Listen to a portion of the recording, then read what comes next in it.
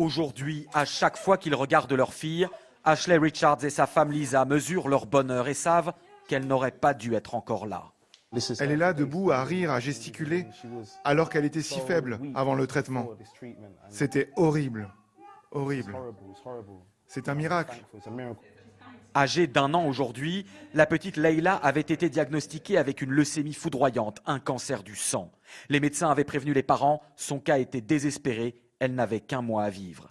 Mais une équipe d'un hôpital londonien leur propose un saut dans l'inconnu, un traitement expérimental, risqué, essayé sur des souris et encore jamais sur un être humain.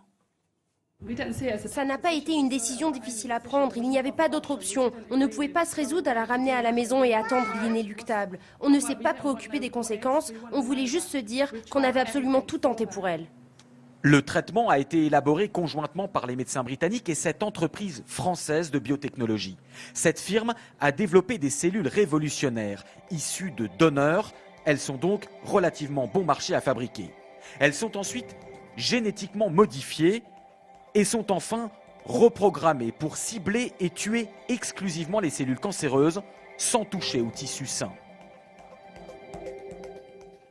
C'est des cellules qui vont être normalement disponibles à tout type de patients. On espère aussi dans un prix qui soit tout à fait acceptable et qui soit distribuable un peu partout dans le monde. Tous les hôpitaux qui puissent utiliser ce produit puissent l'utiliser immédiatement vers leurs patients sans compliquer vraiment la procédure pour le médecin et pour le patient lui-même.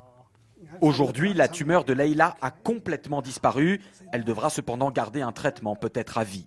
Même si de nombreux tests doivent encore être pratiqués, l'un des plus grands espoirs générés par cette technique est son coût, entre 10 et 15 000 euros seulement, alors qu'actuellement, les seules alternatives plus complexes avoisinent le 1 million d'euros par patient.